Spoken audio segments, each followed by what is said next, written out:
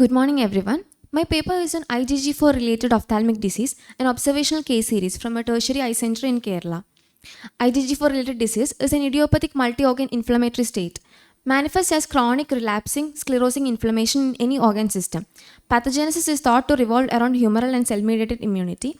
Pancreas and salivary glands are the most commonly affected organs, and ophthalmic manifestations of IgG4 related disease can be varied, most commonly affecting the lacrimal gland.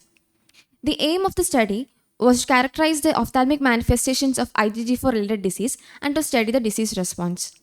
It is a retrospective case series done at a tertiary eye center in Kerala. 5 patients were studied in a span of 2 years, and all patients who presented with IgG4 related ophthalmic disease were included in the study. A detailed clinical history was taken, uncorrected and best-corrected visual acuity and extraocular movements recorded, slit lamp examination and fundus examination done, and IOP readings recorded. A detailed examination of the orbit done, magnetic resonance imaging was done in all patients, incisional or excisional biopsy taken and sent for histopathology and immunohistochemistry tests, and biochemical tests were also done. And patients who were positive for IgG4 related disease were sent for rheumatology consultation and were started on oral steroids and immunosuppressants after ruling out a systemic disease. Moving on to the results and discussion. General characteristics: out of 5 patients studied, 4 were female, and the mean age at presentation was 40.2 plus or minus 15.43 years. The presenting complaints were prominence of eye in 80%, lid edema in 40%, and double vision in 60%. In our study, only one patient had bilateral presentation, and only one patient had visual acuity impairment. Lacrimal gland was the most commonly affected organ, followed by extraocular muscles and soft tissue. And none of our patients had extraorbital manifestations. Serum IgG4 was done in 4 patients and was found to be raised in all the 4. And C-ANCA was positive in 1 patient, CRP was raised in 1 patient, and serum ACE was raised in 1 patient. And there was rapid progression of signs in 1 patient, resulting in profound visual acuity impairment.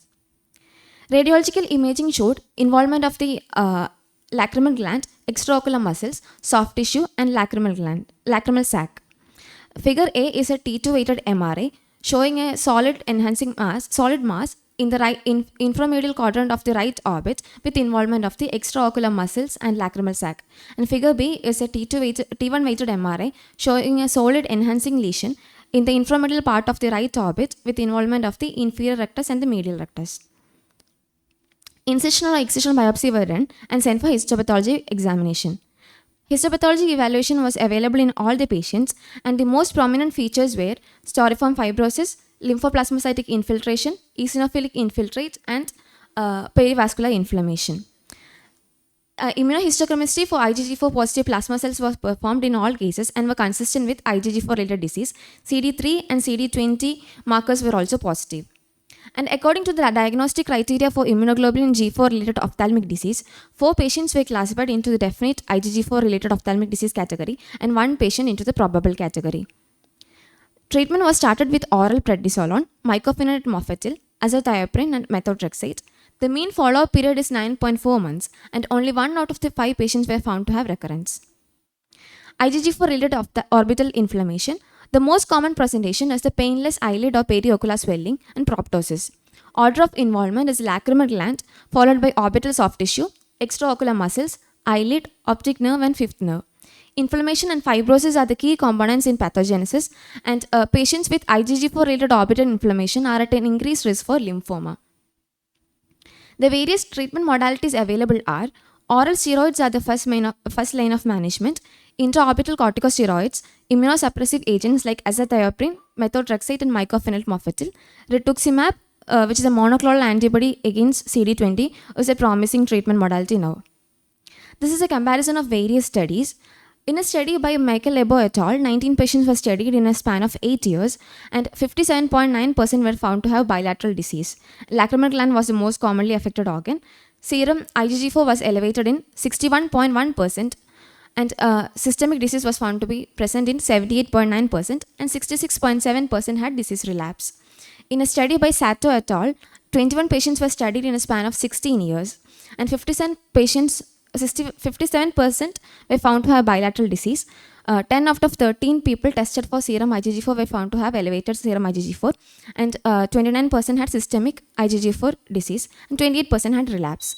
In a study by Takahira et al., 7 years, 16 patients were studied. Lacrimal gland was the most commonly affected organ, and 93.75% had elevated serum IgG4, and 87.5% had systemic disease. The results were consistent in our study. So what we knew before the study was the characteristics of orbital inflammatory diseases, and what we wanted to know was the characteristics of IgG4 related ophthalmic disease, variable presentations, treatment and response. And what we learned with the study was IgG4 related ophthalmic disease is an orbital painless subset of orbital inflammation. HPV is crucial in correct diagnosis. Long-term follow-up is required, and prompt and accurate diagnosis ensures a good prognosis. These are my references. Thank you.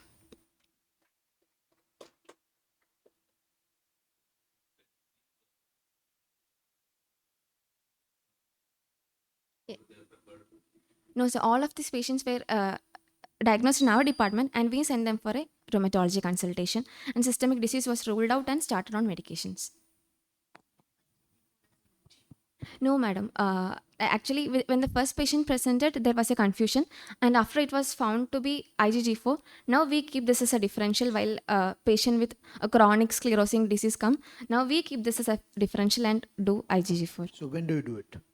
So when there is a actually 2 of our patients presented as a painless swelling, like painless proptosis, and with imaging we found it to be a lacrimal gland enlargement.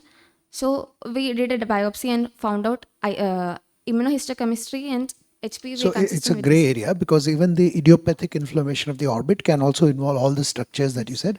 What was very noteworthy or surprising was that in your study, 80% had a extraocular muscle involvement, while the other studies which you have projected, they are only 30 or 34%. So that's something which tells you that either there is the correct. Were there any? Did you come across any other studies from India on IgG4? So, no, correct. yeah, only one patient had bilateral.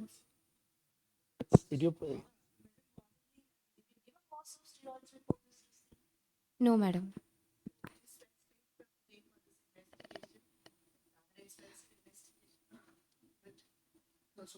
We're trying to do, it's a very nice study, very good thought. What we are trying to extract out of this is that did you find anything which you can tell everybody, saying, oh, if you find these 2 3 things, first think of IgG4 and get it done before you move? The main thing is a painless, like fibrosing type of inflammation, which is usually presented as a periocular swelling. And actually, one of our patient was like presented with a bilateral lid edema. For many years, she was being treated at a hospital. And once it started becoming a swelling, like we suspected this, and we sent for an investigation. And then we took a biopsy, and it was consistent with our IgG4 related disease. Thank you, ma'am.